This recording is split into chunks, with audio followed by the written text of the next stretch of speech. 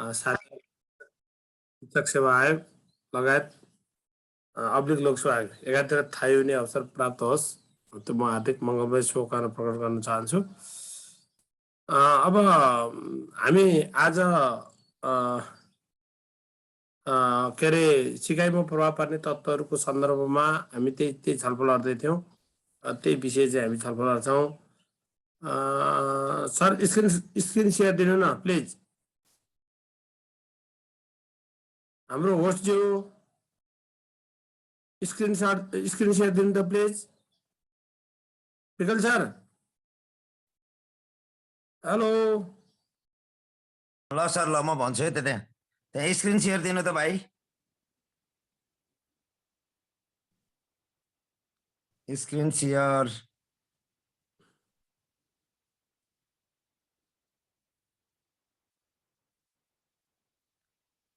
सरलाई पेनाल्टिस्ट दिनु भएको छैन, पेनाल्टिस्ट दिनु, आफ्नो स्क्रिन सेयर अफ गर्नु। नयाँ प्राविधिक भाइ जोडिनु भएको छ, त्यही भएर अलिकति अल्मलिनु भयो जस्तो लाग्यो। ल अब दिनुभयो, बल्ल ठिक छ। ल अब हुनसक्छ सर। ल हस्, थ्याङ्क यू सर। अब हामी त्यो सिकाइमा प्रभाव पार्ने तत्त्वहरू, अब स्मृति र विस्मरण, हिजो अस्ति हामीले पुनर्बलका कुराहरू, अभ्यासका कुराहरू, उत्प्रेरणाका कुराहरू हामी छलफल गऱ्यौँ। स्मृति र विस्मरण यो ठ्याक्कै अपोजिट कुरा हो। अब स्मरण पढिसकेपछि हामी विस्मरणलाई त्यही हिसाबले बुझ्नु पर्यो। त्यसको उल्टोको रूपमा, विपरीत अर्थको रूपमा हामी विस्मरणलाई बुझ्छौँ। जुन कुरा सिकेको कुरा स्मरणमा राख्ने कुरा, पछि प्रयोगमा ल्याउने कुरा, त्यो कुरालाई हामी स्मरणको रूपमा दिन्छौँ भने सिकेको कुरालाई प्रत्याह्वान शब्दहरू बुझ्न पनि जरुरत छ। प्रत्याह्वान गर्न नसक्नु अथवा स्मरण गर्न नसक्नु अथवा पुनः प्रयोगमा ल्याउन नसक्नु, त्यसलाई हामी विस्मरण भन्छौँ। अब स्मरण भन्ने चिज यो मानसिक प्रक्रिया हो। यसले कति हाम्रो दिमागमा हामी धानेर राख्न सक्छौँ भन्ने कुरासँग यसले सम्बन्ध राख्छ। भनेपछि धारणकोसँग यसले सम्बन्ध राख्छ। धारण भनेको हामीले सिकेको कुरालाई दिमागमा कतिको सञ्चित गरेर राख्न सकिन्छ, कतिको स्टोर गरेर राख्न सकिन्छ, त्यही कुरालाई हामी स्मृति अथवा स्मरण भनेर भन्छौँ। भनेको अतीतकालीन अनुभवलाई वर्तमानमा ल्याउने प्रक्रिया, अतीतलाई वर्तमानमा ल्याउने त्यो प्रक्रियालाई स्मृति अथवा स्मरण भन्छ। जुन कुरा पहिला सिकिन्छ त्यसलाई स्मरणमा राख्नु नै के हो? स्मृति हो भन्छ। जुन कुरा पहिला सिकिन्छ त्यसलाई स्मरणमा राख्नु नै स्मृति हो। स्मृति भन्छ, स्मरण भन्छ, एउटै हो है। स्मरण भन्ला स्मृति भन्ला एउटै हो, यो उर्वरत भन्छ। अब यसमा हामीले बुझ्नुपर्ने विषय के हो भने यसमा चाहिँ हामीले खास गरी यहाँ भएका शब्दहरू, यसको प्रोसेसको कुराहरू अथवा स्मृतिका प्रकारका कुराहरू हामीले अलिकति बढी बुझ्नुपर्छ। र स्मरणका र विस्मरणका चाहिँ सैद्धान्तिक कारणहरू, विस्मरणका सैद्धान्तिक कारणहरू के हुन सक्छन्, सामान्य कारण के हुन सक्छन्, त्यति छुट्याउन सक्यौँ भने हामी यसलाई पुग्छ। र यहाँका केही शब्दावलीहरूसँग हामी परिचित हुन चाहिँ जरुरत छ। जस्तो आफ्नो अनुभवलाई सञ्चित राख्ने, अनुभव प्राप्त गरेको केही समयपछि चेतनाको क्षेत्रमा पुनः ल्याउने जुन शक्ति हामीमा हुन्छ त्यसलाई स्मृति भनिन्छ भनेका छन् रायबन। अब यो व्यक्तिको परिभाषा स्मरणमा त खास सोध्दैन, अहिलेसम्म सोध्ने गरेका छैन। यो कन्सेप्ट बुझ्नका लागि मात्रै हामी त्यसलाई ख्याल गर्न चाहिँ जरुरत छ। जस्तो स्मृति त्यो प्रतिबिम्ब हो जसमा सिकाएका सबै पक्ष र विशेषताहरू समावेश हुन्छन्। संकीर्ण अर्थमा यसले प्रत्याह्वान शब्द हजुरहरूलाई नौलो लाग्न सक्छ। प्रत्याह्वानलाई हामी के भन्छौँ? रिकल भन्छौँ। रिकल, पुनः स्मरण भन्छौँ। रिकल गर्ने र मान्यतालाई समेट्छ भनेका छ जेम्स ड्रेबरले त्यो भनेका छन्। विगतमा अनुभव गरिएका घटनाहरूलाई कल्पना र विगतका अनुभव जस्तै गरी सम्झन सक्नुलाई स्मृति भनिन्छ। म्याकडुगल यसरी चाहिँ बुझ्ने।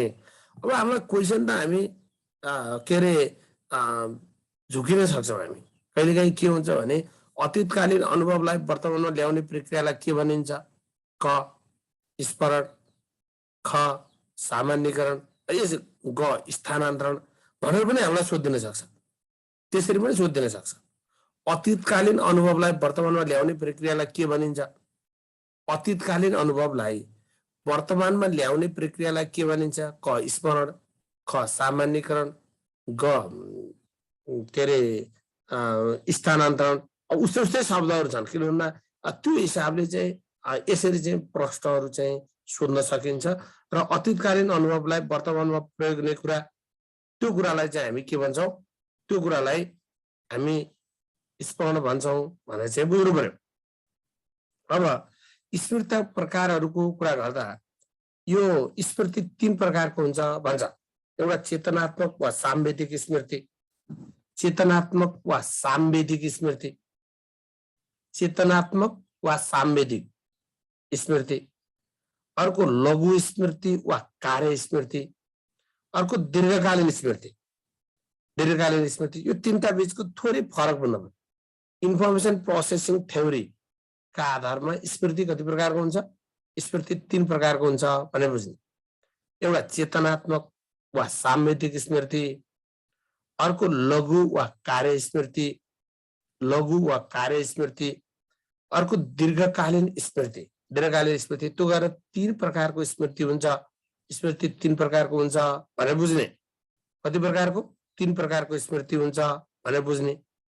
स्क्रिनशट गर्नुहोस् है, जम्मै सार्न, यो स्लाइडमा भएको सबै सार्न भ्याइँदैन। स्क्रिनशट गर्नुहोस् अनि केही मेजर कुरा मैले आइडेन्टिफाई, मैले अलिकति इन्डिकेट गरेको कुरा मात्रै टिप्नुहोस्। त्यो पनि प्रविधिलाई प्रयोग गर्न पनि जान्नुपर्छ। अनि पछि सार्नुहोस्, पछि नोट बनाउनुहोस्। मेजर कुरा चाहिँ तपाईले त्यो गर्नुपर्छ है। अब यो हिसाबले चाहिँ बुझ्नु होला। इन्फर्मेसन प्रोसेसिङ थ्योरीका आधारमा स्मृति कति प्रकारको हुन्छ? स्मृति 3 प्रकारको हुन्छ। एउटा चेतनात्मक वा सांवेदिक हुन्छ, अर्को लघु वा कार्य हुन्छ, र अर्को दीर्घकालीन स्मृति हुन्छ। दीर्घकालीन स्मृति हुन्छ। यसरी चाहिँ बुझ्नु पर्यो। यसरी हेरौँ। अब चेतनात्मक वा सांवेदिक, यो तपाईले यसलाई थोरै सार बुझ्नुभयो भने धेरै घोक्नै पर्दैन। थोरै सार घोक्नुभयो भने त्यो तपाईहरुले बुझ्ने के रे घोक्नै पर्दैन। जस्तो चेतनात्मक वा सांवेदिक भनेको कस्तो भने, जस्तो हामी यो निकै अत्यन्तै अल्प समयको, एकदम थोरै समयको, यो एकदम तात्कालिक रूपको स्मृतिलाई चेतनात्मक वा सांवेदिक। जस्तो तपाई हामी कहीँ घुम्न जान्छौं, कहीँ बाटोमा हिँड्दै गर्छौं, अब त्यो देखेका कुरा तत्काल हाम्रो मस्तिष्कमा अंकित हुन्छ र तत्काल त्यो के हुन्छ? विस्मरण भएर जान्छ। हामी देखेका कुरा, सुनेका कुरा, हरेक कुरा चाहिँ हामी यो दिमागमा स्टोरेज गर्दैनौं।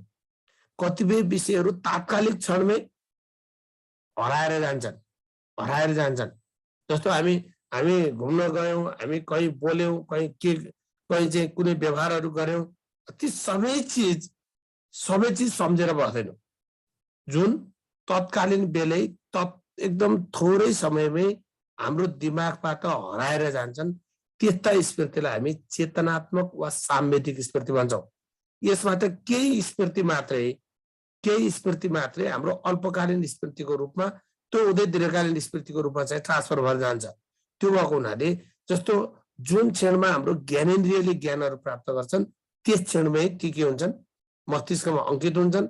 अनि ती विषयवस्तुहरूको बारेमा हाम्रो मस्तिष्कले खासै ध्यान नदिएकोले यी निकै छिटो के हुन्छन्? हराएर जान्छन्।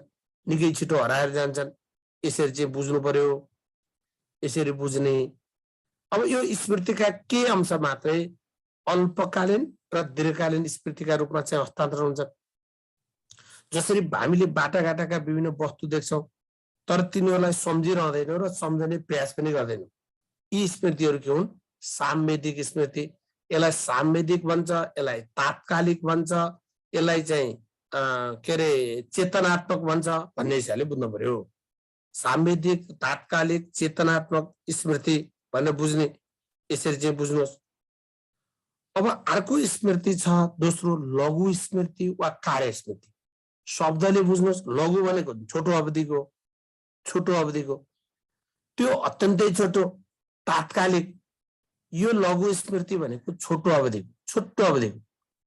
फेरि यसलाई अर्को अर्थमा बुझ्नुहोस्, कार्य स्मृति काम गरिन्जेल सम्झने, त्यो काम सकिएपछि त्यसको पनि उपयोगिता सकिन्छ, त्यसको पनि उपयोगिता सकिन्छ। त्यो काम सम्पन्न भइसकेपछि त्यसको पनि उपयोगिता सकिन्छ।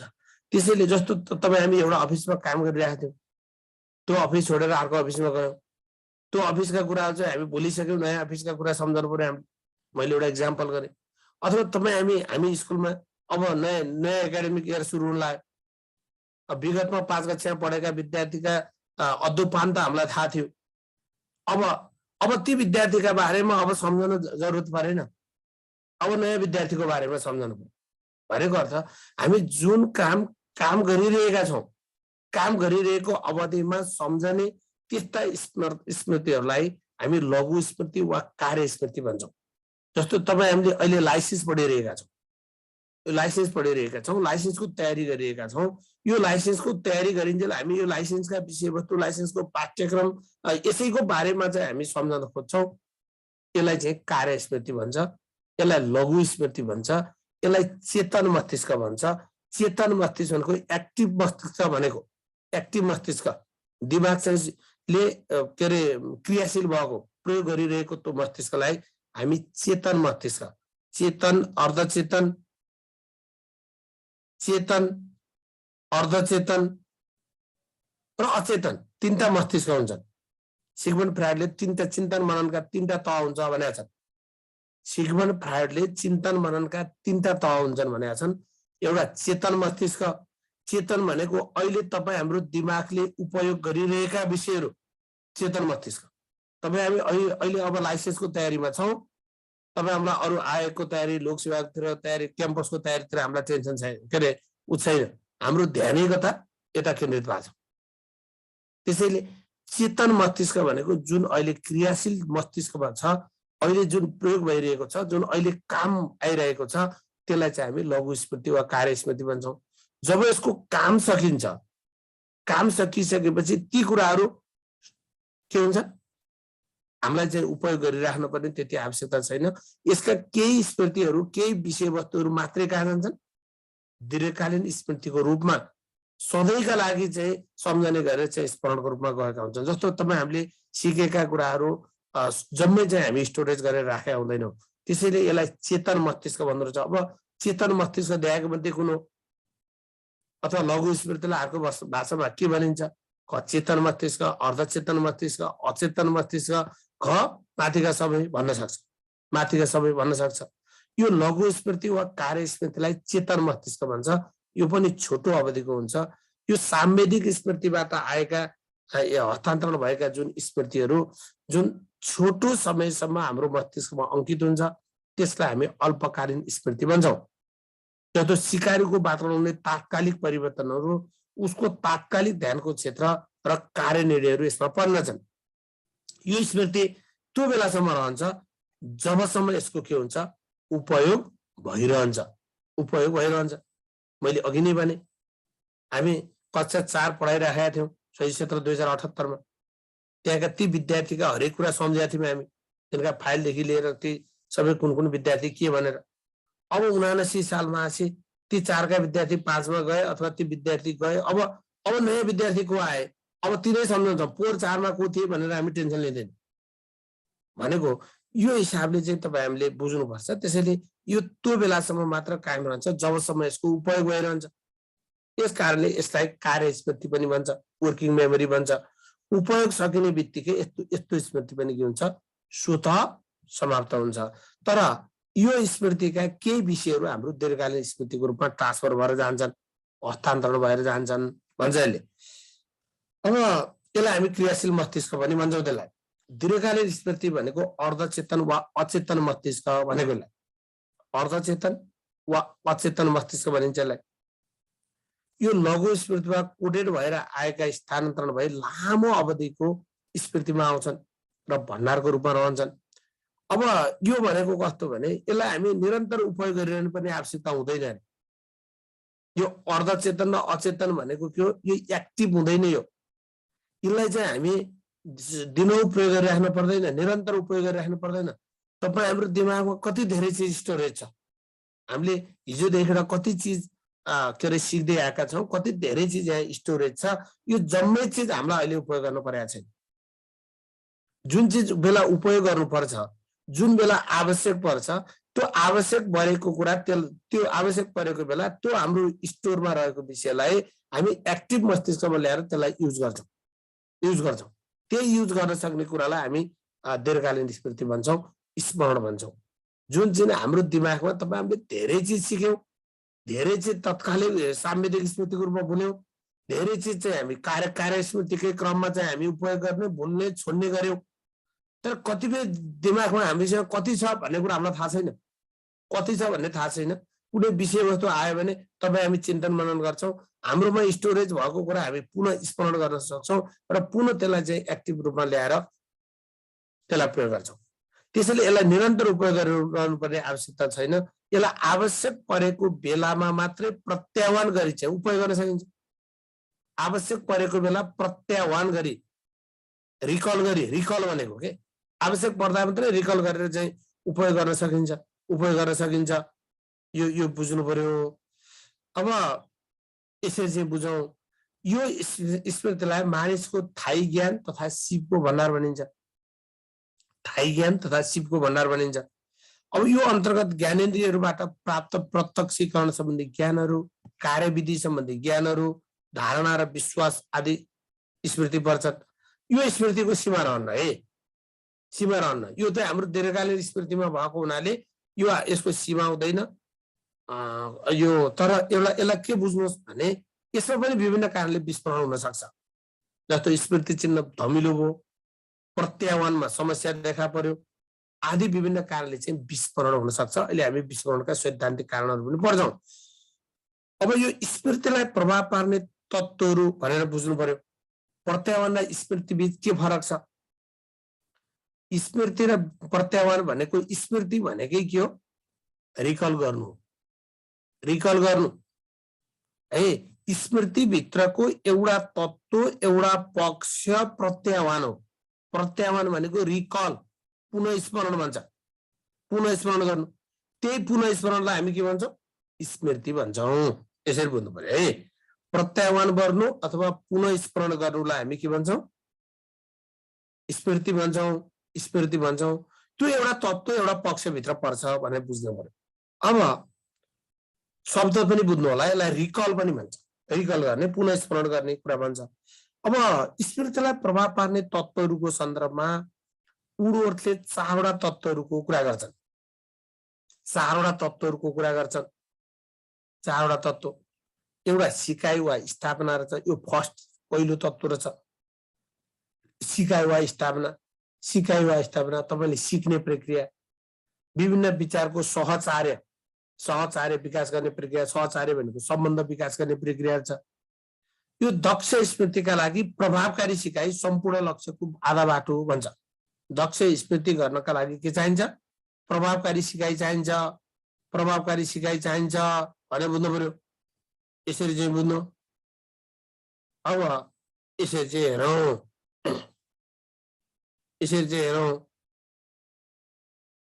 यो हिसाबले स्मृति चिन्ह निर्माण प्रक्रिया भन्छ, सिकाइ वा स्थापना। अर्को धारण भन्छ। धारण भनेको स्मृति चिन्ह निर्माणको प्रक्रिया। जस्तो अहिले मैले पढाइरहेको छु, हजुरहरूले सुन्नु भएको छ, यो चाहिँ सिकाइ वा स्थापना भनेको स्मृति चिन्ह निर्माणको प्रक्रिया हो। त्यसैले प्रभावकारी सिकाइ यो सम्पूर्ण लक्ष्यको चाहिँ के हुन्छ? दक्ष स्मृतिको आधा बाटो गरे। त्यो राम्रोसँग सिकाइ भयो भने स्मरणमा रहन्छ भनेकोले यसलाई हामी के भन्न चाहन्छौँ? स्मृति चिन्ह निर्माणको प्रक्रिया। अब धारण, नट धारणा। धारणा भनेको कन्सेप्ट हो। धारण भनेको रिटेन्सन भन्छ। रिटेन्सन भनेको त्यो मस्तिष्कमा सञ्चित गर्ने प्रक्रिया हो। तपाईँ हामीले सिकेको कुरा एउटा कानले सुनेर अर्काटा उडाउँछौँ कि यो दिमागमा सञ्चित गरेर राख्छौँ, त्यही चिजलाई धारण भन्छ। स्मृति चिन्ह सुरक्षित राख्ने प्रक्रिया हो। विद्यार्थी जुन कुरा सिक्छ त्यो कुरा केही समयपछि अचेतन मस्तिष्कमा जान्छ। अचेतन मस्तिष्कमा कुनै कुरा निष्क्रिय अवस्थामा बस्छ। त्यही भएर हामी के हुन्छ? प्र्याक्टिस गर्नुपर्छ। तन्न प्र्याक्टिस गर्यो भने त्यो चेतन मस्तिष्कमा रहिरहन्छ अनि धेरै अभ्यास गरेपछि त्यो बल्ल के हुन्छ दीर्घकालीन स्मृतिको रूपमा स्टोरेज भएर जान सक्छ। त्यसैले विद्यार्थीले जुन कुरा सिक्छ सिकेको कुरा अचेतनमा जान्छ, अचेतन मस्तिष्कमा कुनै कुरा निष्क्रिय अवस्थामा बस्छ। यस अवस्थामा त्यो कुरा कति समयसम्म सञ्चित रहन सक्छ त्यो व्यक्तिको धारणा शक्तिमा भर पर्छ।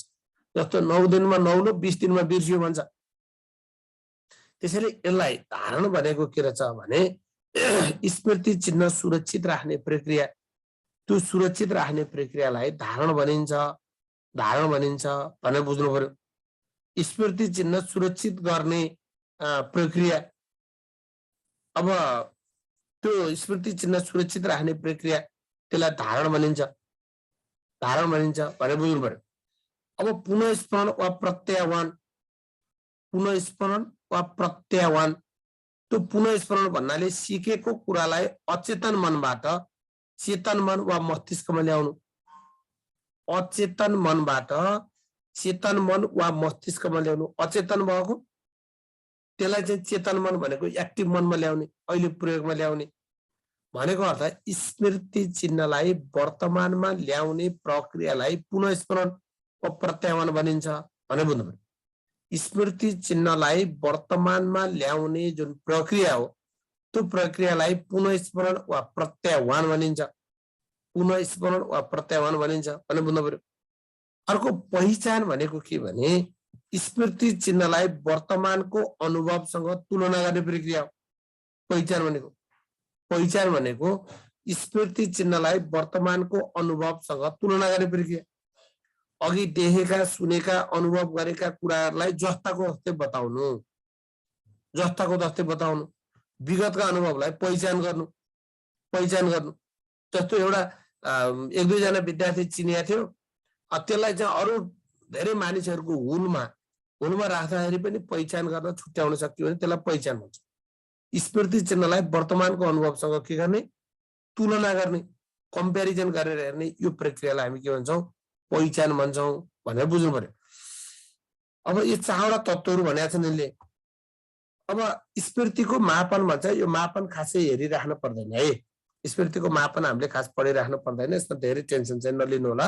यो पुनः स्मरण गर्ने, पहिचान गर्ने अनि पुनः सिकाइ गर्ने, पुनर्निर्माण गर्ने यी स्मृतिको मापन हो। पुनः स्मरण भनेको कस्तो भन्नुहुन्छ भने अब पहिला सिकेको केही समयपछि पुनः स्मरण गर्न लगाउने। जस्तो 100वटा शब्द पढाए थियो, भोलिपल्ट 70वटा सम्झ्यो, एउटा स्मरण कति भएछ भनेर नापियो एउटा। अर्को पहिचान भन्छ। पहिचान भनेको ठ्याक्कै छुट्याउने हो। पहिले विद्यार्थी पहिले सिकिसकेका कुरा विषयवस्तु विद्यार्थीलाई अन्य के अरे विषयवस्तुसँग मिलाएर प्रस्तुत गरिन्छ। उनीहरूले सिकिसकेका विषयवस्तु पहिचान गर्न लगाइन्छ, त्यसलाई चाहिँ हामी पहिचान भन्छौँ। पुनः सिकाइ फेरि दोहोऱ्याउन लगाइन्छ। फेरि दोहोऱ्याउँदा दोस्रो पटकमा लागेको कम समय चाहिँ स्मृतिको धोताको सङ्केत हो भन्छ यसले। अर्को पुनर्निर्माण भन्छ। पुनर्निर्माण भनेको के हो भनेर बुझ्नुहोस् भने यसलाई चाहिँ सिकेका विषयवस्तुलाई जिगज्याग पारिन्छ। जिगज्याग तपाईँ हामीले सिक्यौँ अनि त्यसलाई जिगज्याग पारेर डिसअर्डर बानेर राखिन्छ, त्यसलाई अर्डरमा राख्न लगाइन्छ। उसले क्रमबद्ध रूपमा राख्न सक्यो भने त्यसलाई चाहिँ हामी स्मृति कति भएछ भनेर चाहिँ मापन गर्न सक्छौँ। यसरी स्मृतिको मापनमा खास गरी 4वटा तरिकाहरू, एउटा पुनःस्मरण, अर्को पहिचान, अर्को पुनः सिकाइ र अर्को पुनर्निर्माण, यी 4वटा पाटो रहन्छ। खासै यसबाट सोध्दैन हामीलाई, स्मृतिको त्यो तत्त्वहरूबाट अनि त्यो प्रकारहरूबाट नै हामीलाई क्वेसन सोध्ने हो। अब विस्मरण भने के? स्मृतिको ठिक विपरीत क्रिया छ। स्मृतिको ठिक विपरीत क्रियालाई हामी विस्मरण भन्छौँ। यस विगतमा घटेको घटनालाई अहिले सम्झिने प्रक्रियालाई प्रत्याह्वान भनिन्छ अथवा स्मरण भनिन्छ है। अहिले रिकल गर्ने, रिकल भनेको प्रत्याह्वान हो। रिकल पुनः स्मरण विगतमा सिकेकोलाई पुनः स्मरण गर्ने। पुनः स्मरणलाई अर्को सब भाषामा के भन्छ? प्रत्याह्वान भन्छ। अंग्रेजीमा यसलाई रिकल भन्छ। तर पुनः स्मरण भन्नु र प्रत्याह्वान भन्नु एउटै हो भनेर बुझ्नुहोस् है। अब विस्मरण भन्यो भने यो स्मृतिको ठिक विपरीत क्रिया हो। विगतको स्मृतिलाई वर्तमानमा दोहोर्याउन नसक्नुलाई हामी विस्मरण भन्छौँ। पूर्व सिकाइ वा अनुभवहरूलाई प्रत्याह्वान गर्न नसक्नु बिर्सनु हो। पूर्व सिकाइ वा अनुभवलाई प्रत्याह्वान गर्न नसक्नु त्यसलाई बिर्सनु भन्दो रहेछ। विस्मरण स्मृति चिन्ह हराउँदै गरेको अथवा क्षीण हुँदै गएको प्रक्रिया हो। विस्मरण भनेको स्मृतिको उल्टो प्रक्रिया जे सम्झन सकिएन। स्मृति र स्मरण एउटै हो कि एउटै हो। अघि नै मैले भने स्मृति भन्नु स्मरण भन्नु एउटै हो। यो विस्मरण स्मृति चिन्ह हराउँदै गरेको वा क्षीण हुँदै गएको अवस्था हो। ऊ सम्झन नसक्नु यति भयो। पहिला सिकेको कुरा स्मरण गर्न नसक्नु, पुनः स्मरण गर्न नसक्नु, पुनः प्रयोगमा ल्याउन नसक्नु, वर्तमानमा दोहोर्याउन नसक्नु, यसलाई विस्मरण भनिन्छ। धारण गर्न नसक्नु, धान्न नसक्नु। जस्तो हामी जब कुनै नयाँ कुरा सिक्छौँ केही समय पछि यसलाई दोहोर्याउने प्रयास गर्छौँ, तब यसको केही भाग मात्र हामी दोहोर्याउन सक्छौँ। यस भागलाई हामी धारण भएको मान्छौँ। जुन चिज दोहोर्याउन सक्छौँ त्यो धारण भयो, जुन चिज दोहोर्याउन सक्दैन त्यो विस्मरण भयो। स्मृति चिन्ह धमिलो भएमा अथवा कुनै कारणले केही समयमा हराएमा मानिसमा विस्मरण हुन्छ। विस्मरण सिकाइको विपरीत क्रिया हो।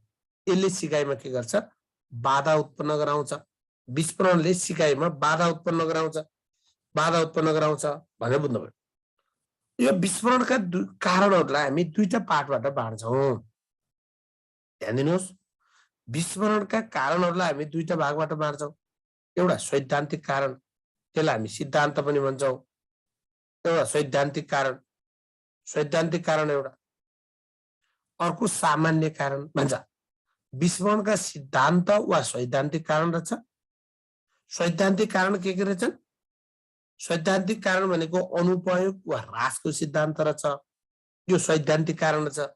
त्यहाँको मध्ये कुन सैद्धान्तिक कारण हो अथवा कुन सामान्य कारण हो भनेर सोध्न मिल्छ। यो विस्मरणको यो सिद्धान्त कोसँग सम्बन्धित छ भनेर सोध्न मिल्छ। त्यसरी चाहिँ सोधौँ। अब विस्मरणका सैद्धान्तिक कारण भनेको अनुपयोग वा ह्रासको सिद्धान्त रहेछ, व्यवधानको सिद्धान्त रहेछ, दमनको सिद्धान्त रहेछ। यी तीनटा चाहिँ सैद्धान्तिक कारण छन्। अब अरू चाहिँ सामान्य कारण छ। अब यो अनुपयोगको सिद्धान्त अथवा ह्रासको सिद्धान्त भनेको के? जुन चिज हामी लामो समयसँग उपयोग गर्दैनौँ, त्यो लामो समयसम्म उपयोग गरेन भने त्यो हाम्रो स्मृति चाहिँ ह्रास हुँदै जान्छ। कोही 9 दिनमा नौलो 20 दिनमा बिर्सियो भने जस्तै। जुन चिज हामी लामो समयसम्म त्यसलाई उपयोग गर्दैनौँ, अब हाम्रो स्मृति चिन्ह धमिलिँदै जान्छ अनि स्मृतिमा क्रमशः ह्रास हुँदै जान्छ। अनुपयोगलाई स्मृतिमा कमी ल्याउने कारणको रूपमा व्याख्या गरिँदो रहेछ। त्यसैले अनुपयोगको सिद्धान्त अथवा ह्रासको सिद्धान्त यो थर्नडाइकको अनुपयोगको सिद्धान्तमा आधारित छ। कसकोमा? थर्नडाइकको अनुपयोगको सिद्धान्तमा आधारित छ। भनेर बुझ्नु पर्यो एउटा। अर्को व्यवधानको सिद्धान्त। व्यवधान भनेको कस्तो भने तपाईँ हामीले यो स्मरण गर्ने बेला तपाईँहरूलाई डिस्टर्बेन्स भयो, हामी सम्झन पर्ने बेला डिस्टर्ब भयो। डिस्टर्ब भनेको कस्तो? हामीलाई अनिन्द्रा थियो, हामीलाई थकावट थियो, हामीलाई उच्च संवेगात्मक अवस्था थियो, हल्ला भयो। हल्ला हाम्रो दिमागमा त थियो दिमागमा नभएको होइन। शान्त मन भएको भए, एकदम उपयुक्त वातावरण भएको भए त्यसलाई हामी सम्झन सक्थ्यौँ। तर के भयो? उच्च संवेगात्मक अवस्था भयो भनेको अर्थ तपाईँलाई चाहिँ एकदम टेन्सन भयो, एकदम तनावको अवस्था भयो, हल्ला भयो। यस्ता अवस्थामा तपाईँ हामीले सिकेका विषयहरू के हुन सक्छन्? सम्झनामा नआउन सक्छन्। तत्काल त्यो चाहिने बेला उपयोग नआउन सक्छन्। त्यसलाई हामी व्यवधानको सिद्धान्त भन्छौँ। व्यवधान यसले डिस्टर्ब गर्ने कुरा हो। सिकाएको बेला अथवा पुनः स्मरण गरेको बेला कुनै आन्तरिक वा बाह्य व्यवधानहरू हुन्छ भने यसले विस्मरण गराउन सक्छ। सिकाएको बेलाको व्यवधानले यसको स्मरणमा बाधा पुर्याउँछ भने पुनः स्मरणको बेलामा बेलाको व्यवधानले यसको प्रत्याह्वानमा बाधा पुर्याउँछ, यसरी बुझ्नु पर्यो। अब जस्तै उच्च संवेगात्मक स्थितिमा स्मरण के हुन सक्छ, स्मरण चाहिँ गर्न नसक्नु, हल्ला भएमा सिक्न नसक्नु, यो आदि। हल्ला भयो, बढी हल्ला खल्ला भयो भने पनि सिक्न सक्दैनौ। पुनः स्मरणको बेलाको व्यवधान हटाएमा सिकाइमा फेरि पुनः स्मरण हुन सक्छ। त्यो जुन कुराले डिस्टर्ब गरिरहेको थियो त्यो डिस्टर्बेन्स चाहिँ हटाइयो भने फेरि के हुन सक्छ, पुनः स्मरण हुन सक्छ भनेर बुझ्नु पर्यो। अब दमनको सिद्धान्त भनेको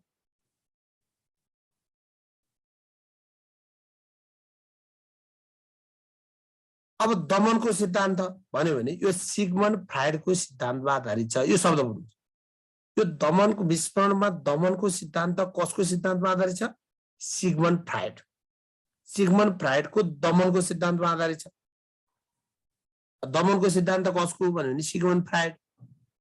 दमन भनेको कस्तो भने हामीलाई नै के हुन्छ भने सुखपूर्ण अनुभूतिलाई हामी दोहोऱ्याउन चाहन्छौँ, दुःखका कुरा बिर्सन चाहन्छौँ। हामी कुनै घटनाहरू घट्यो भने रुन्छौँ, रुनु किन खोजेको? त्यो चाहिँ एकछिन पीडा व्यक्त गर्ने अनि त्यसलाई चाहिँ बिर्सनका लागि पनि हामी त्यो पीडालाई व्यक्त गरे। त्यसैले जीवनमा भएका जुन सुखपूर्ण स्मृतिहरू छन् ती सुखपूर्ण स्मृतिलाई हामी दोहोऱ्याउन चाहन्छौँ। दुःखपूर्ण स्मृतिलाई हामी जबरजस्त के हुन्छौँ, भुलेर जान्छौँ। हामीले जीवनमा पाएका ती दुःखहरूलाई सम्झेर हिँड्यो भने हाम्रो प्रगति हुँदैन। त्यसले त हामीलाई डिप्रेसन भएर झन् खतम बनाइदिन्छ। त्यसैले हामी के गर्छौँ, जीवनमा भएका ती दुःखपूर्ण अभिव्यक्ति घटनाक्रमहरूलाई हामी बिर्सन्छौँ। त्यो चाहिँ दमनको सिद्धान्त हो। यो कार्य मानिसको अचेतन मस्तिष्कले सक्रिय रूपमा गर्दो रहेछ। अचेतन मस्तिष्कले त्यो दिमागमा चाहिँ उदागर गर्छ, त्यसलाई हामी सम्झन चाहिँ बलरी राख्दैनौँ क्या। यसरी बुझ्नुहोस्, हामी अघि भन्यौँ अचेतन मस्तिष्कमा रहेको कुरा चेतन मस्तिष्कमा ल्याउने कुरा स्मरण हो। अचेतन मस्तिष्कमा रहेको कुरा चेतन मस्तिष्कमा ल्याउने कुरा स्मरण हो। हामी जीवनका साह्रै दुःखद घटनाहरूलाई फेरि बल गरेर सम्झेर चाहिँ अनि हामी दिमागमा ल्याउन चाहँदैनौँ। त्यो चाहिँ व्यवधानको सिद्धान्त हो। त्यसैले सुखपूर्ण स्मृतिहरूको धारण हुन्छ, दुःखपूर्ण स्मृतिको के हुन्छ, विस्मरण हुन्छ र हुनु पनि पर्छ। यसरी चाहिँ बुझ्नु पर्यो। अब व्यवधान स्मृतिको कसको सिद्धान्तमा आधारित छ, यो सबैकोमा कसकोमा भनेर चाहिँ ऊ भनिँदैन। अब त्यो हिसाबले पनि बुझ्नु पर्यो, सबैको चाहिँ हुँदैन। अब यो सिगमन्ड फ्राइडको सिद्धान्तमा आधारित छ, यसरी चाहिँ बुझ्नुहोस् यसलाई। अब यसरी चाहिँ हेरौँ, अब विस्मरणका सामान्य कारणहरू पनि छ। विस्मरणका सामान्य कारणहरू छ, जस्तो विषयको अर्थहीनता, विषय अर्थपूर्ण भएन, यसले विस्मरण हुन्छ। यी सामान्य कारण, अघिका सैद्धान्तिक कारण सिद्धान्तहरू भए। अब सामान्य कारण के रहेछन् न, विषयको अर्थहीनता, त्यो विषय काम लाग्ने छैन। विषयको अर्थहीनता भनेर बुझ्नु पर्यो। यसरी हेरौँ, उचित शिक्षण विधिको अभाव हो। यो चाहिँ हामी घोकिराख्नु पर्दैन, यी सामान्य कारण छन्। ती तीनटा कारण बाहेकका अन्य कारणहरू सामान्य कारण। उचित शिक्षण विधिको अभाव भयो, सिकाइमा कमी भयो, तपाईँले सिक्दै थोरै सिक्नुभयो, उच्च संवेगात्मक अवस्था भयो, स्वास्थ्य अवस्था त्यस्तै भयो, निन्द्राको कमी भयो, मानसिक झड्का भयो, मादक पदार्थ सेवन गर्यो, मानसिक अवस्था चाहिँ ठिक भएन, उमेरका कारण, यी चाहिँ के रहेछन्, यी सामान्य कारण रहेछन् भनेर बुझ्नु पर्यो। बुक आज आउँछ साथी, माविको बुक आज आउँछ है। अब यो हिसाबले बुझ्नु पर्यो स्मृतिका सामान्य कारणहरू। अब जाउँ सिकाइको स्थानान्तरण भनेर जाउँ। सिकाइको स्थानान्तरण निमाविको आइसकेको छ, निमाविको बजारमा छ किताब है। निमाविको त 1 हप्ता बढी भइसक्यो बजारमा। अब सिकाइको स्थानान्तरण के? अब स्थानान्तरण अब तपाईहरुले थोरै बुझ्नु पर्यो। माविको आज आउँछ, निमाविको त 1 हप्ता अगाडि नै आइसकेको छ है किताब। अब यो सिकाइको स्थानान्तरण भनेको के? थोरै बुझ्नुस्। स्थानान्तरण एउटा परिस्थितिमा सिकेको सिकाइ अर्को परिस्थितिमा प्रयोगमा ल्याउनु, त्यसलाई हामी सिकाइ स्थानान्तरण भन्छौं। एउटा परिस्थितिमा सिकेको सिकाइ एउटा परिस्थितिमा सिकेको सिकाइ अर्को परिस्थितिमा प्रयोगमा ल्याउनुलाई सिकाइको स्थानान्तरण भनिन्छ। सिकाइको स्थानान्तरण भनिन्छ भनेर बुझ्नु पर्यो है। एउटा परिस्थितिमा सिकेको सिकाइ पहिले सिकेको कुरा, पहिले ध्यान दिनुहोस् है, अब एकदम यो विषयवस्तुमा ध्यान दिनुहोस् प्लिज। पहिले सिकेको कुरा अरु नयाँ ज्ञान अथवा सिप सिक्ने स्थितिमा प्रयोगमा ल्याइन्छ भने त्यसलाई चाहिँ सिकाइको स्थानान्तरण भनिन्छ भनेर बुझ्नु पर्यो। पहिले सिकेको कुरा नयाँ ज्ञान अथवा सिप सिक्ने स्थितिमा प्रयोगमा ल्याउनलाई सिकाइको स्थानान्तरण भनिन्छ।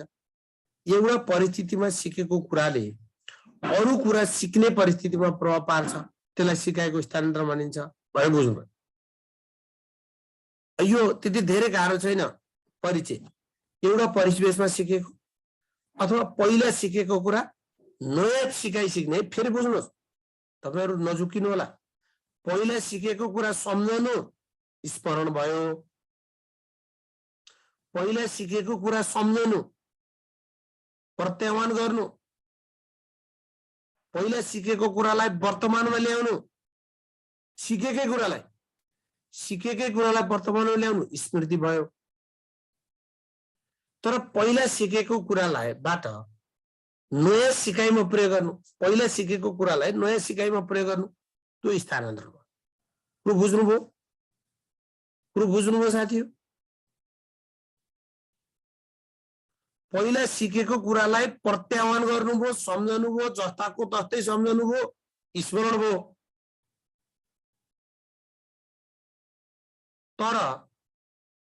तर सामान्यकरण र स्थानान्तरण फरक हो साथी। सामान्यकरण र स्थानान्तरण फरक कुरा। सामान्यकरण एउटा सिद्धान्त हो, एउटा पाठ हो भेद। सामान्यकरण मात्रै चाहिँ स्थानान्तरण होइन, त्यो पनि बुझ्नु होला। मात्रै होइन,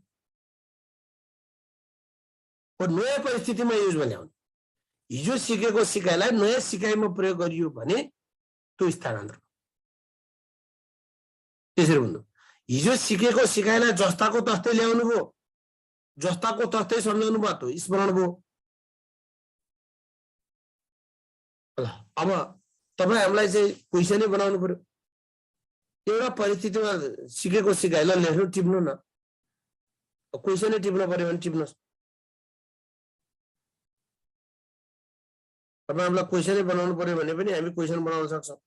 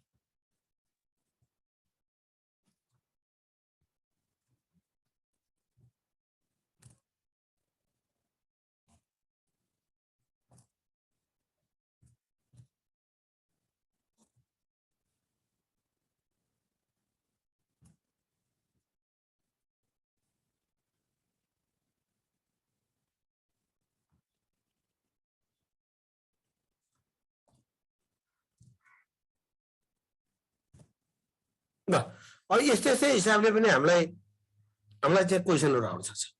जस्तो एउटा परिस्थितिमा सिकेको कुरालाई अर्को परिस्थितिमा प्रयोग गर्नलाई के भनिन्छ?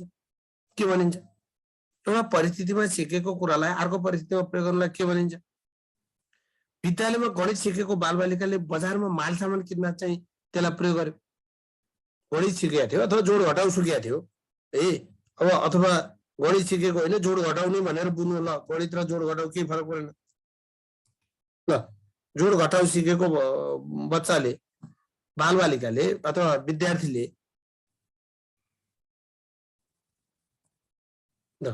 विद्यार्थीले बजारमा माल सामान किन्न चाहिँ त्यसलाई प्रयोग गर्यो। यो यो यो के हो? यो पहिचान हो, सामान्यीकरण हो, स्मरण हो, स्थानान्तरण हो। साइकल चलाउन जानेको व्यक्तिले मोटरसाइकल चलाउन सहज भयो उनलाई। जानेको व्यक्तिले हैन, व्यक्तिलाई मोटरसाइकल चलाउन सहज भयो। यो चाहिँ के भयो? यो के हो? यो हिसाबले तपाईहरुले यसलाई चाहिँ बुझ्नु पर्यो।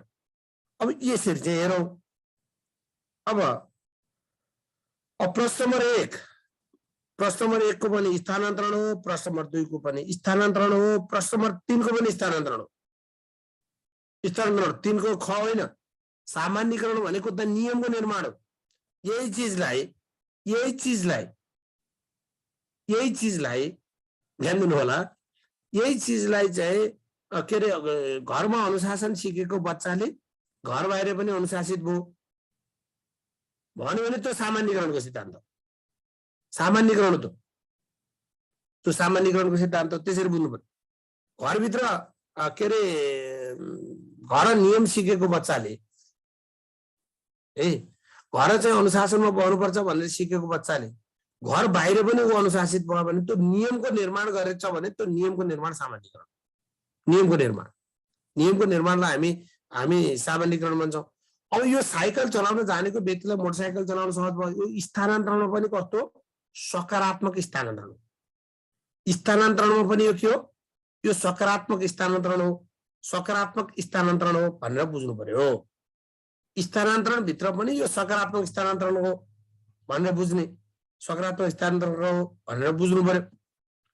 सकारात्मक स्थानान्तरण हो भनेर बुझ्ने, त्यसलाई पनि स्थानान्तरण भित्र पनि सकारात्मक स्थानान्तरण हो। अब यो स्थानान्तरणका प्रकारहरू भन्यो भने 3 प्रकारका हुँदा रहेछन्। स्थानान्तरणका प्रकार 3 प्रकार हुँदा रहेछन्। पफेनबर्गरले स्थानान्तरण 3 प्रकारका हुन्छन् भनेका रहेछन्। पफेनबर्गरले स्थानान्तरण कति प्रकारका? 3 प्रकारका हुन्छन् भनेर बुझ्नु पर्यो। एउटा सकारात्मक स्थानान्तरण छ। सकारात्मक भनेको के? सकारात्मक भनेको के? पहिलो सिकाइले अर्को सिकाइलाई सहयोग गर्यो, सकारात्मक स्थानान्तरण। अब यहाँ धेरै उगर्नै पर्दैन। मोटरसाइकल चलाउन जानेकालाई साइकल चलाउन जानेकालाई मोटरसाइकल चलाउन सजिलो भयो। ट्याक्सी चलाउन सकेकालाई हेभी गाडी चलाउन सजिलो भयो। टाइपराइटर सिकेकालाई कम्प्युटर चलाउन सजिलो भयो। भौतिक विज्ञान पढेकालाई के रे म्याथमेटिक्समा सिपालु भएकालाई भौतिक विज्ञान पढ्न सजिलो भयो। यो कुरा चाहिँ सकारात्मक स्थानान्तरण। जुन कुराले सकारात्मक प्रभाव पार्यो त्यही सिकाइको बेसबाट गयो, त्यसलाई हामी सकारात्मक स्थानान्तरण भन्यो। नकारात्मक भनेको एउटा सिकाइले अर्को सिकाइलाई असर गर्यो, नेगेटिभ इम्प्याक्ट पार्यो। जस्तो मातृभाषा पढेकालाई राष्ट्रभाषा नेपाली गाह्रो भयो। लेफ्ट ह्यान्ड ड्राइभ सिकेकालाई राइट ह्यान्ड ड्राइभ चाहिँ गाह्रो भयो। यस्तो कुरालाई हामी नकारात्मक स्थानान्तरण भन्छौँ। शून्य स्थानान्तरण भनेको जसले केही प्रभावै पारेन, सकारात्मक पनि पारेन, नकारात्मक पनि पारेन, सहयोग पनि गरेन, असहयोग पनि गरेन, त्यो स्थानान्तरणलाई हामी शून्य स्थानान्तरण भन्छौँ भनेर बुझ्ने। जस्तो एउटा विषय वा परिस्थितिमा सिकेको कुराले अर्को वा विषय वा परिस्थितिको सिकाइमा सकारात्मक असर पर्नु। साइकल चलाउन जान्नेलाई मोटरसाइकल चलाउन सजिलो हुनु, वर्ष गणित राम्रो जान्नेलाई भौतिक विज्ञान सिक्नु, वर्षपछि छात्र पढेकालाई बाली विज्ञान सिक्नु, पौडी खेल्न जान्नेलाई खोला तर्न सजिलो हुनु। यी चाहिँ सकारात्मक स्थानान्तरण भयो। नकारात्मक भन्यो भने के? एउटा विषय वा परिस्थितिमा सिकेको कुराले अर्को विषय वा परिस्थितिको सिकाइमा नकारात्मक असर गर्छ, त्यसलाई नकारात्मक स्थानान्तरण भन्छ। उदाहरणको लागि साइकल चलाउन जानेकोलाई रिक्सा चलाउन अप्ठ्यारो पर्छ अरे, किनभने यो दुईटा बीच विपरीत क्रिया हुन्छ। विज्ञानको विद्यार्थीलाई साहित्य सिक्न कठिन हुन्छ, लेफ्ट ह्यान्ड ड्राइभ गरेकोलाई राइट ह्यान्ड ड्राइभ गाह्रो हुन्छ। यिनको विधि चाहिँ विपरीत विधिहरू भएको हुनाले यसमा चाहिँ के हुन्छ, नकारात्मक स्थानान्तरण हुन्छ भन्नु रहेछ यसले। यसरी अब साइकल चलाएर जानेकोले कार चलाउन जान्दछ, सिमिलर हुन्छ कि हुँदैन? त्यसमा भर पर्छ। साइकल चलाउन जानेकोले कार चलाउन जान्नु भन्यो भने त्यो हुँदैन साथी है। साइकल चलाउने कुरा र कार चलाउनेको बिचमा चाहिँ सिमिल्यारिटी छैन। सिमिल्यारिटी छ कि छैन? त्यसले सकारात्मक पर्छ कि उ गर्छ? त्यस्तो हिसाबले साइकल चलाउन जानेकाले मोटरसाइकल के अरे कार चलाउन जान्छ, साइकल चलाउन पनि जान्दछ, कार पनि चलाउन जान्दछ, यो कुनै त्यस्तो क्वेसनै हुँदैन। जब दुईटा सिकाइ बीच समानता हुन्छ, सकारात्मकता हुन्छ, दुईटा बीच विपरीत क्रिया हुन्छ, एउटाले अर्कालाई असर गरिरहेको हुन्छ, नकारात्मक हुन्छ। दुईटा बीच कुनै सम्बन्धै हुँदैन, सम्बन्धै छैन भने त्यो शून्य स्थानान्तरण हुन्छ। दुईटा सिकाइ बीच सम्बन्धै छैन। गणित सिक्नु र के अरे खेल खेल्नुको बिचमा सम्बन्धै छैन। गणित गणित खेल खेल्यो, तर गणित सिक्नु र साइन्स सिक्नुमा सम्बन्ध छ। यसरी चाहिँ बुझ्नु। शून्य स्थानान्तरण भन्यो भने एउटा विषय वा परिस्थितिमा सिकेको कुराले अर्को विषय वा परिस्थितिको सिकाइमा कुनै असर नपार्नु। जस्तो राम्रो खेलाडी हुनु र गणितमा राम्रो उपलब्धि हासिल गर्नुको बिचमा चाहिँ प्रत्यक्ष रूपमा सम्बन्ध छैन। यो शून्य स्थानान्तरणको उदाहरण हो भनेर बुझ्ने। अब तपाईँहरूलाई उदाहरणबाट सोधियो क्वेसन, गणित सिक्नु र राम्रो खेलाडी हुनु यो कुन सिकाइ कुन स्थानान्तरण हो भन्यो भने शून्य स्थानान्तरण। किनभने दुईटाको बिचमा कुनै सम्बन्ध छैन, दुईटाको बिचमा कुनै सम्बन्ध छैन। यसरी चाहिँ बुझ्नु पर्यो। तर यी अतिरिक्त यो विद्वानहरूले शिक्षाविदहरूले के भनेका छन् भन्दा समान तहको सिकाइको व्यवहारमा स्थानान्तरणलाई समतलीय स्थानान्तरण भनेका छन्, होरिजेन्टल भनेका छन्, होरिजेन्टल भनेका छन्। माथिल्लो तल्लो तह बीचको सिकाइको स्थानान्तरणलाई लम्बीय भनेका छन्। तल्लो तह सिकाइको तल्लो तह र उपल्लो तह बीच, तल्लो र उपल्लो तह बीच चाहिँ के अरे स्थानान्तरण भयो। तपाईँले तल सिक्ने एउटा विषयवस्तुको आधारभूत कुरा सिक्नुभयो, त्यो आधारभूत कुराले त्यसैको उपल्लो लेभललाई सहयोग गर्यो, त्यो लम्बीय स्थानान्तरण भयो। तर समान तहका विषयवस्तुहरूको बीचको स्थानान्तरणलाई समतलीय स्थानान्तरण भनेर पनि भनेका छन्। खास गरी हामी प्रकार भन्दा तीनटैबाट हेर्छौँ। यसलाई पनि कता कता व्याख्या गरेको पाइन्छ। कहिलेकाहीँ शब्द प्रयोग आइहालेछ भने बुझ्नु पर्यो भन्ने अर्थबाट मात्रै बुझ्नुहोस्। खास गरी हामी सिकाइ स्थानान्तरणका जम्मा तीनटा प्रकार मात्रै पढ्छौँ, सकारात्मक, नकारात्मक र शून्य। अब अर्को अप्सन दिँदाखेरि समतलीय र लम्बीयको कुरा आउला। एउटा विषयवस्तु सरलबाट जटिलको क्रममा तल्लो तहको विषयवस्तुले माथिल्लो तहको विषयलाई सहयोग गर्यो, लम्बीय भयो। समान तहका विषयहरूको बीचको चाहिँ समन्वय भयो भने त्यसलाई हामी समतलीय स्थानान्तरण भन्छौँ भनेर बुझ्नु पर्यो। यसरी चाहिँ हेर्नुहोस्। अब सिकाइ स्थानान्तरणका सिद्धान्तहरू, यो सिद्धान्त जान्ने तपाईँ हामीलाई प्रकार र यो सिद्धान्तबाट क्वेसन सोध्छ। मुख्यतया हामी तीनटा सिद्धान्त हेर्छौँ। एउटा मानसिक अनुशासनको सिद्धान्त, अर्को समान तत्त्वको सिद्धान्त, अर्को सामान्यकरणको सिद्धान्त। एउटा मानसिक अनुशासनको सिद्धान्त, अर्को समान तत्त्वको सिद्धान्त, अर्को सामान्यकरणको सिद्धान्त।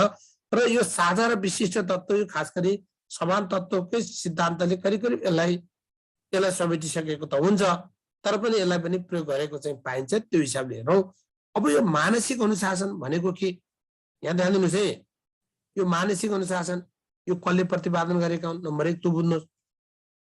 मानसिक अनुशासनको सिद्धान्त यो कसले प्रतिपादन गरेका हुन्? मानसिक अनुशासन सिद्धान्त यो प्लेटोले। मानसिक अनुशासनको सिद्धान्त कसले प्रतिपादन गरेका हुन्? प्लेटो। यसलाई थ्योरी अफ फर्मल डिसिप्लिन पनि भन्दो रहेछ, औपचारिक अनुशासनको सिद्धान्त पनि भन्दो रहेछ, अनुशासनको सिद्धान्त। यसलाई फ्याकल्टी थ्योरी, फ्याकल्टी भनेको यसलाई संकाय थ्योरी, फ्याकल्टी भनेको संकाय, संकाय भनेको विभिन्न चिजहरूको समूह हो। संकाय भनेको के, विभिन्न विषय के अरे पक्षहरूको चाहिँ समूह हो। यसलाई माइन्ड थ्योरी पनि भन्छ। मानसिक अनुशासन भने माइन्ड थ्योरी पनि भन्छ। अब यसको प्रतिपादक प्लेटो छ। प्लेटो प्रतिपादक जोन लक चाहिँ यसका समर्थक रहेछन्। यसले के भन्यो भने ध्यान दिनुहोस् है, मानसिक अनुशासन भनेपछि तपाईले स्मरण गर्ने कुरा, तर्क गर्ने कुरा, कल्पना गर्ने कुरा, ध्यान गर्ने कुरा, इच्छा गर्ने कुरा, विचार गर्ने कुरा आदि हाम्रो मस्तिष्कका संकाय हुन्। स्मरण गर्ने, तर्क गर्ने, कल्पना गर्ने के रहेछन् संकाय? हाम्रो दिमागका संकाय भनेको स्मरण गर्ने, तर्क गर्ने, ध्यान गर्ने, इच्छा गर्ने, विचार गर्ने यस्ता विषयहरू हाम्रो मस्तिष्कका संकाय हुन्। हामी अभ्यासले यी संकायलाई के गर्न सक्छौँ? बलियो बनाउन सक्छौँ। तपाईँ हाम्रा तर्क, कल्पना, ध्यान, विचार यसलाई चाहिँ अभ्यास गर्यो भने हामी बलियो बनाउन सक्छौँ। त्यसैले यी संकाय जति अनुशासित हुन्छन् भनेको अर्थ जति हामी विषयवस्तुमा ध्यान केन्द्रित गर्छौँ, जति तर्क गर्छौँ, जति कल्पना गर्छौँ, जति हामी सिक्नका लागि इच्छा प्रकट गर्छौँ, त्यो जति इच्छा प्रकट गर्छौँ त्यसले चाहिँ हाम्रो दिमाग अनुशासित हुन्छ र यसले के हुन्छ? सिकाइको स्थानान्तरण हुन सक्छ अथवा त्यसले चाहिँ पछिल्लो सिकाइलाई के गर्छ? सहयोग पुर्याउँछ। पछिल्लो सिकाइलाई सहयोग गर्छ। यो विषयले बुझ्नु पर्यो। ती पढ्न आजको परिचय 6-17 त्यो हिसाबले बुझ्नु पर्यो। भनेको अर्थ जति हामी दिमागलाई तर्क गर्छौँ, कल्पना गर्छौँ, ध्यान गर्छौँ, इच्छा गर्छौँ, यी हाम्रा संकायहरू छन्। यिनलाई अभ्यासबाट बलियो बनाउन सकिन्छ। यी संकायलाई जति अनुशासित गर्न सकिन्छ यसले पछिल्लो सिकाइलाई सहयोग गर्छ। पछिल्लो सिकाइलाई सहयोग गर्छ। यसलाई चाहिँ मानसिक अनुशासन सिद्धान्त भन्छ। यसले के भन्छ भने एउटा चिज आइडेन्टिफाई गर्नुहोस्, यसले शून्य स्थानान्तरण हुँदैन है भन्छ। जुनसुकै सिकाइले पनि अर्को सिकाइलाई सहयोग गरेकै हुन्छ है भन्छ। यसले जिरो स्थानान्तरणको कुरा गर्दैन। यसले जिरो शून्य स्थानान्तरण हुँदैन है भन्छ। यसले शून्य स्थानान्तरण, शून्य भन्ने चिज त हुँदै हुँदैन भन्छ यसले। अब त्यसैले यो साहित्यको अध्ययनले पनि मानिसको स्मरण, तर्क, कल्पना, ध्यान, इच्छा आदिलाई बढाउँछ। त्यसैले यो योग्यतालाई विज्ञानको अध्ययनमा पनि प्रयोग गर्न सकिन्छ, उपयोग गर्न सकिन्छ। त्यसैले यसले शून्य स्थानान्तरण हुँदैन भन्छ। नेगेटिभ त हुन्छ तर शून्य स्थानान्तरण हुँदैन भन्दो रहेछ। त्यसैले शून्य स्थानान्तरणको सम्भावनाले स्वीकार गर्दैन भन्छ। अब समान तत्त्वको सिद्धान्त थर्नडाइक। समान तत्त्व भनेको के? अघि नै हामी पढ्यौं, जति दुईवटा विषयहरूको बीचमा समानता हुन्छ, जस्तो जति बढी समानता हुन्छ त्यति स्थानान्तरण बढी हुन्छ। जति बढी तिनमा चाहिँ असमानता हुन्छ अथवा विपरीत क्रिया हुन्छ स्थानान्तरण कम हुन्छ। विपरीत कुराले नेगेटिभ कुरा हुने हो। जति बढी तिनीहरूको बीचमा चाहिँ असमानता हुन्छ त्यति चाहिँ के हुन्छ? स्थानान्तरण कम हुन्छ। भनेको अर्थ हामी के अरे म्याथ र फिजिक्सको के अरे साइन्सको बीचमा अथवा फिजिक्सको बीचमा सम्बन्ध छ। त्यो म्याथ राम्रो जान्नेलाई चाहिँ फिजिक्स सजिलो हुन्छ भनेको अर्थ के हुन्छ? ती दुईटा सिकाइ बीच समानता हुन्छ। कार र चाहिँ हेभी गाडीको बीचमा समानता हुन्छ तर चाहिँ के साइकल र रिक्सा बीचमा फरक हुन्छ। एक अर्काको बीचमा चाहिँ विपरीत सन्तुलन हुन्छ अरे। त्यो विपरीत सन्तुलन हुँदाखेरि यसले चाहिँ नकारात्मक स्थानान्तरण हुन्छ भन्ने कुरा त्यसलाई चाहिँ बुझ्नुहोस्। अब समान तत्त्व धेरै बुझ्नु परेन, थर्नडाइक भनेर बुझ्नुहोस्।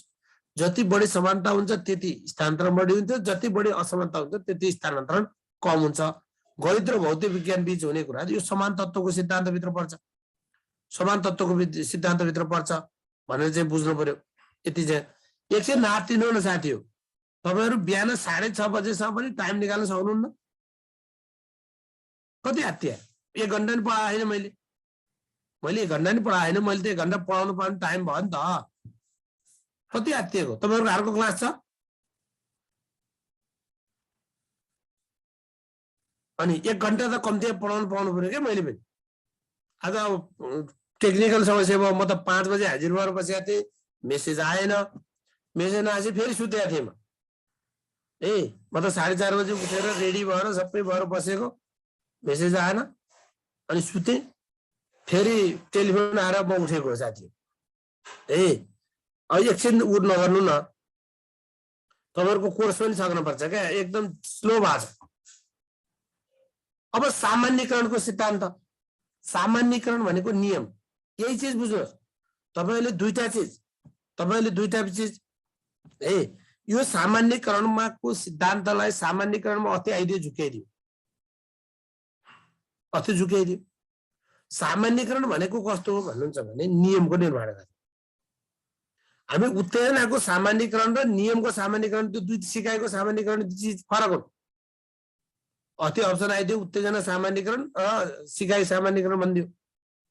जस्तो घरमा झुटो बोल्नु हुँदैन भनेर सिकेको बच्चाले घर बाहिर पनि त्यो नियमलाई पालन गर्यो, त्यो सामान्यीकरण नियम बनाइदियो। त्रिभुजका तीनवटा कोणहरूको योगफल भित्री कोणहरूको योगफल चाहिँ 180 डिग्री हुन्छ भनेर नियम निर्माण गरियो, अर्को सिकाइमा प्रयोग गरियो, द्याट इज सामान्यीकरण। त्यो सिकाइ सामान्यीकरण, नट उत्तेजनाको सामान्यीकरण है। अब घन्टीको आवाजबाट र्याल निकाल्न सिकेको कुकुरले अथवा प्राणीले त्यो घन्टी जस्तै अर्को आवाजबाट पनि र्याल निकाल्यो भने त्यो चाहिँ के हो? उत्तेजनाको सामान्यीकरण हो। त्यो उत्तेजनाको सामान्यीकरण हो, उत्तेजनाको सामान्यीकरण हो। त्यो एउटा के अरे प्रतिक्रिया दिने माध्यमसँग सम्बन्ध राख्थ्यो। तर घरमा के अरे अनुशासित झुटो बोल्नु हुँदैन भनेर सिकेको बच्चाले घर बाहिर पनि त्यो नियमलाई प्रयोग गर्यो, अथवा नियम वा सिद्धान्तको निर्माण गरियो भने त्यो सिकाइ स्थानान्तरण सिकाइ सामान्यीकरणतिर जान्छ, सिकाइको सामान्यीकरणतिर जान्छ भनेर बुझ्नु पर्यो। उत्तेजना अलिक राम्रो इक्जाम्पल छ, त्योभन्दा राम्रो इक्जाम्पल हुन्छ उत्तेजना है। उत्तेजनाको त्योभन्दा राम्रो इक्जाम्पल त अर्को त हुँदैन है। यसरी चाहिँ हेर्नु पर्यो। अब उत्तेजना भनेको के? परिवेश हो के। उत्तेजना भनेको परिवेश हो। जस्तो जस्तो फेरि बुझ्नुहोस्, रोएको बच्चा आमालाई देख्यो, आमालाई देख्दाखेरि ऊ चाहिँ मान्यो, फुल्यो, त्यो सामान्यीकरण। आफ्नो आमालाई चिन्यो, धेरै महिलाहरूको समूहबाट आफ्नो आमालाई चिन्यो, त्यो विभेदीकरण भयो। विभेदीकरणमा आफ्नै आमालाई चिन्यो, यसरी बुझ्नुपर्छ। तर मैले देख्ने बित्तिकै आफ्नै आमा हो भनेर चाहिँ ऊ फुलेर ऊ गर्यो भने त्यो फेरि सामान्यीकरण भयो, उत्तेजनाको सामान्यीकरण। घन्टीको आवाजमा र्याल निकाल्यो, निकाल्न सिकेकोले घन्टी जस्तै अर्कै आवाजमा पनि र्याल निकाल्यो, त्यो उत्तेजना भयो क्या। घन्टी उत्तेजना हो, घन्टी उत्तेजना हो, मासु उत्तेजना हो, त्यो मासुका लागि प्रतिक्रिया दिएको है। यसरी चाहिँ हेर्नु है। अगुल्टाले हानेको कुकुर के अरे बिजुली तम्किँदाखेरि पनि के अरे तर्सिन्छ भन्यो भने त्यो सामान्यीकरण। एउटा कुरा भयो त्यस्तै, त्यो उत्तेजना हो। अगुल्टाले हानेको, अगुल्टो भनेको उत्तेजना हो। अब बिजुली चम्किँदाखेरि पनि के भयो? त्यो तर्स्यो, त्यता सामान्यीकरण गर्यो, त्यो उत्तेजना भयो। तर फरक छुट्याइदियो, फरक छुट्यायो।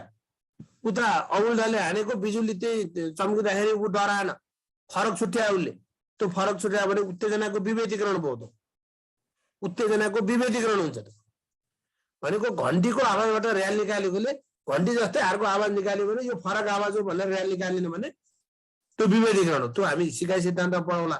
तर सिकाइको कन्टेक्स्टमा के हो भने सामान्यीकरण भनेको नियम बनाउने, सिद्धान्त बनाउने, यो सिकाइको सामान्यीकरण हो। पूर्व ज्ञान एवं अनुभवलाई सामान्यीकरण गरेर नयाँ नयाँ सिकाइ परिस्थितिमा प्रयोग गर्ने हो। यसको प्रतिपादक को रहेछन् चार्ल्स जुडरचन। चार्ल्स जुडरचन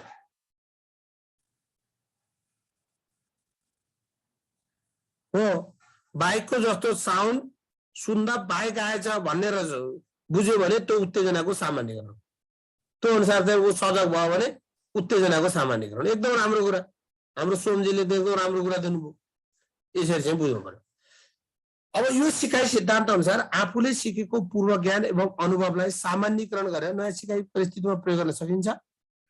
यसका प्रतिपादक चार्ल्स जुडरचन। चार्ल्स जुडरचन घरमा झुटो बोल्नु हुँदैन भनेर सिकेको बालकले यस नियमलाई घर बाहिर मात्रै पनि प्रयोग गर्छ भने यसलाई हामी त्यो भन्छौँ भनेर बुझ्नु पर्यो।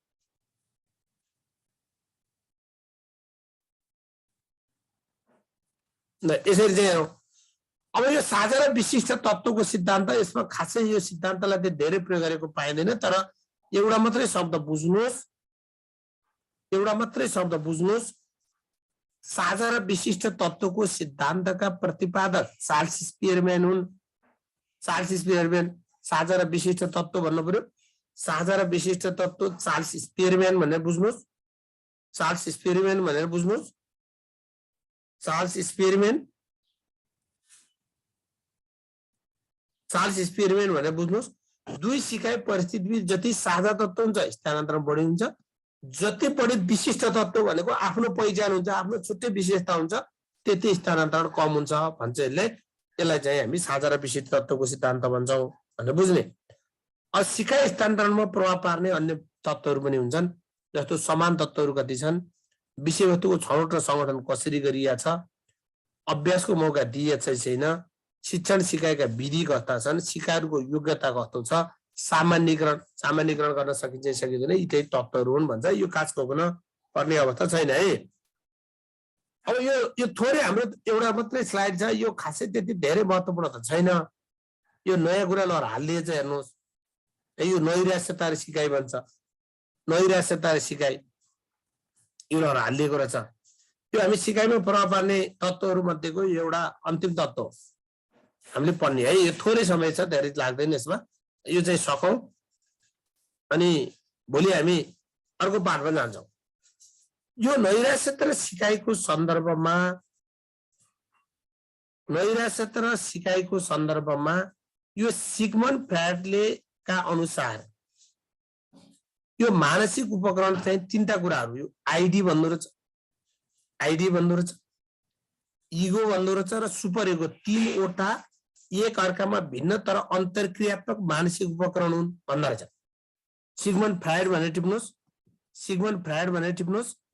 आइडी, इगो र सुपर इगो तीनटा चिज हुन्छन् अरे। आइडी, इगो र सुपर इगो यो तीनवटा एक अर्कामा भिन्न तर अन्तर्क्रियात्मक मानसिक उपकरणहरू हुन् अरे। आइडी, इगो र सुपर इगो तीनवटा एक अर्कामा भिन्न रहेछन् तर अन्तर्क्रियात्मक मानसिक उपकरण हुन् भन्छ। अब आइडी भने के? तपाईँ हाम्रो आइडेन्टिटी, आइडी म अहिले चाहन्छु, आई वान्ट इट नाउ, त्यो आइडी म अहिले चाहन्छु, त्यो आइडी रहेछ। अनि प्राप्त गर्नका लागि योजना, त्यो प्राप्त गर्नका लागि तपाईँले प्लान गर्नुहुन्छ। तपाईँले चाहेको कुरा प्राप्त गर्नका लागि तपाईँ के अरे योजना बनाउनुहुन्छ। I need to do a bit of planning to get it. तपाईँले चाहेको कुरा पाउनका लागि के गर्नुहुन्छ, योजना बनाउनुहुन्छ, द्याट इज इगो। तर तिमीले यो गर्न सक्दैन, यो अधिकार होइन भन्छ अहिले। You can hide it, it's not right भन्यो भने त्यो सुपर इगो भन्दो रहेछ। सुपर इगो यो तीनटा भएको छ। म अहिले चाहन्छु, त्यसलाई आइडी भन्दो रहेछ। आई वान्ट इट नाउ, त्यसलाई आइडी भन्दो रहेछ। I need to do a bit of planning to get it, त्यसलाई इगो भन्दो रहेछ। इगो र अर्को सुपर इगो भन्यो भने you can not hide it, it's not right, यो तिमीले यो गर्न सक्दैनौ, यो तिम्रो अधिकार होइन भन्छ। अर्को त चाहिँ सुपर इगो देखाउँछ। त्यसैले यो तीनटा पक्षहरू एक अर्कामा भिन्न तर अन्तर्सम्बन्धित मानसिक उपकरण हुन् भन्दा रहेछ सिगमन्ड फ्रायडले। त्यसैले यसले के भन्छ भन्नुहुन्छ भने सिगमन्ड फ्रायडका अनुसार नैराश्यता भनेको के रहेछ। यहाँलाई नैराश्यतालाई जोड्न मात्रै खोजे। नैराश्यता भनेको आइडी र सुपर इगोको द्वन्द्व हो, द्वन्द्व मार्फत उत्पन्न स्थिति हो। नैराश्य किन भन्छौँ? हामीले जे चाहेका हौ त्यो चाहेको कुरा हामीले पुरा गर्न सकेनौँ भने त्यसले चाहिँ नैराश्यता आउँछ। हामीले जे चाहेको हो त्यो चाहेको कुरा चाहिँ हामीले जुन पुरा गर्न सकेनौँ त्यसले चाहिँ त्यो स्थिति सृजना गर्छ। त्यसैले मानिसले आइडीले भनेको मानेमा सुपर इगो रिसाउँछ अरे, सुपर इगोले भनेको मानेमा आइडी रिसाउँछ। यस नैराश्यता नियन्त्रण गर्न उनले समायोजनका निम्न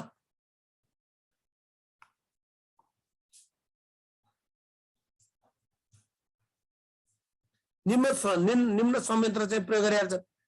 जस्तो अस्वीकार गर्नु अरे, जाँचमा फेल हुँदा परीक्षकलाई दोष दिनु। त्यो नैराश्यतालाई नियन्त्रण गर्नु पर्यो भने समायोजनका संयन्त्र चाहिँ प्रयोग गरिहाल्छ सिगमन्ड फ्रायडले। अस्वीकार गरिदिने अरे, जाँचमा फेल हुँदा परीक्षकलाई दोष दिने, प्रतिस्थापन गर्ने, रिसलाई नियन्त्रण गर्ने, टेलिभिजन हेर्ने भनेको त्यो रिसलाई त्यो नैराश्यतालाई हटाउने उपाय के हो? अस्वीकार गरिदिने अरे, जाँचमा फेल भयो भने परीक्षालाई दोष दिने। प्रतिस्थापन गर्ने, रिस्कलाई चाहिँ नियन्त्रण गर्ने, टेलिभिजन हेरिदिने, बौद्धिकीकरण गर्ने, आफ्नो कमजोरीलाई के गर्ने, असफलताको कारण मान्ने, आफ्नै कमजोरी हो के हेर्ने, त्यो पछि चाहिँ त्यसलाई यसो बौद्धिक हिसाबले सोचियो, प्रक्षेपण गर्ने, प्रेमको असफलतामा के लेख्ने, कविता लेख्ने, प्रेममा असफल भइयो कविता लेख्ने, आफ्नो नैराश्यतालाई हटाउने, प्रतिक्रिया निर्माण गर्नु, जस्तो अङ्गुर अमिलो छ भन्नु, विभिन्न प्रतिक्रियाहरू बनाउने, अवनयन भन्दो रहेछ, पासमा चित्त बुझाउने, दमन भन्नु, बेइज्जतीलाई बिर्सने प्रयास गर्नु, र उत्क्षेपण भन्छ समाज स्वीकृत व्यवहार गर्नु। यी 8वटा सिद्धान्तहरू चाहिँ संयन्त्रहरू प्रयोग गरिँदो रहेछ नैराश्यतालाई नियन्त्रण गर्न, यो नैराश्यताको समायोजन गर्न भनेर चाहिँ बुझ्नु पर्यो। यति कुराहरू हजुरहरूले चाहिँ हेर्नुहोस् है। ल यति एउटा क्वेसन हल गर्नुहोस् त, आन्सर यहाँ नलगाउनुहोस् है, आन्सर यहाँ नलगाउनुहोस्, यति क्वेसन हेर्नुहोस्, यहाँ 10 वटा जति क्वेसन छन्, यो क्वेसन चाहिँ हल गर्नुहोस्, आन्सर चाहिँ प्रश्न नम्बर 1 को क ख ग के हो कापीमा टिप्नुहोस्, क्वेसन उ गर्नुहोस्, लास्टमा आन्सर आउँछ है।